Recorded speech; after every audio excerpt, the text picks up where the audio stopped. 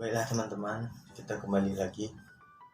Kali ini kita membahas tentang bagaimana kategori teman toksik. Teman toksik itu teman yang menyusahkan. Dia itu gimana dibilangnya? Memang tidak menyenangkan bagi kita. Selalu buat kita inilah, itulah. Pokoknya nggak ada yang enak sama dia.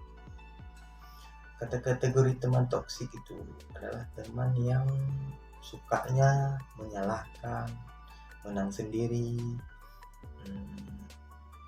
ingin dipuji, ingin disanjung, semuanya lah dia yang di atas. Kita istilahnya di mata dia tidak apa-apa dibandingkan dengan dia, tapi secara logika ataupun fakta kita itu lebih di atas daripada dia, baik dari segi apa saja. Tapi kita tidak merasa bahwa kita itu lebih daripada dia, karena kita menyadari bahwa itu dia kurang dari kita. Jadi dia itu yang namanya teman toksik itu tidak mau mengakui kelebihan kita. Dia selalu ingin dia yang di atas, ingin dipuji, ingin disanjung, pokoknya dia lah. Jadi terkadang teman toksik itu dia suka menjatuhkan. Itu hati-hati teman-teman sekalian, menjatuhkan dalam segi apa saja. Dia itu menjatuhkan kita, karena kita itu sebetulnya dia mengakui bahwa di dalam hatinya mengakui bahwa kita itu lebih daripada dia, bahwa kita lebih unggul daripada dia dalam segala hal. Tapi karena dia kategori toksik, keegoannya tinggi, egoisnya tinggi, dia tidak mau mengakui bahwa kita itu lebih daripada dia. Jadi dia mencari celah itu untuk menjatuhkan kita, bagaimana untuk membuat kita lebih rendah dari dia, bagaimana mungkin di kalangan masyarakat kita populer dibandingkan dengan dia akan mencari cara untuk menjatuhkan kita dengan omongan-omongan dia itu kepada kalangan masyarakat. Mungkin juga dari segi pekerjaan kita lebih daripada dia juga mencari cara untuk menjatuhkan kita, bagaimana kita terjatuh di bawah dia. Begitu juga dalam hal lain. Jadi teman toksik itu bisa dibilang tidak enak lah dan tidak menyenangkan. Itu ciri-ciri yang umum yang ada saat ini,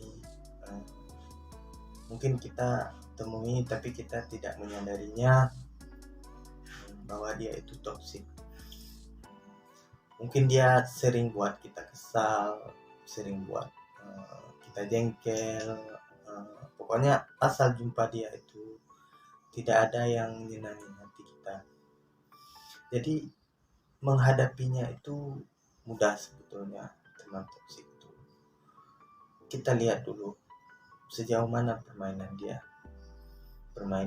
dalam menjatuhkan kita, permainan dia dalam menyebar omongan-omongan yang tidak baik terhadap kita di kalangan tertentu. Jadi dalam hal itu kita beri ruang dulu, kita beri waktu sama dia, biarkan dia berjalan apa adanya. Kita duduk, beriring waktu, beriring jalan, beriring keadaan, baru kita melakukan hal-hal yang menjadi pekerjaan dia tadi.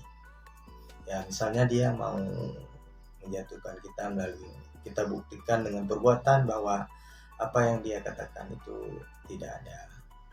Mungkin kalau kita bicara dengan mulut saja sama orang yang dia jelek-jelekan itu, kita mungkin orang itu tidak percaya ataupun kalangan-kalangan tertentu tidak percaya, tapi kita berbuat dengan perbuatan kepada orang yang diceritakan tadi. Perbuatan ya sebaliknya dari apa yang dia ceritakan.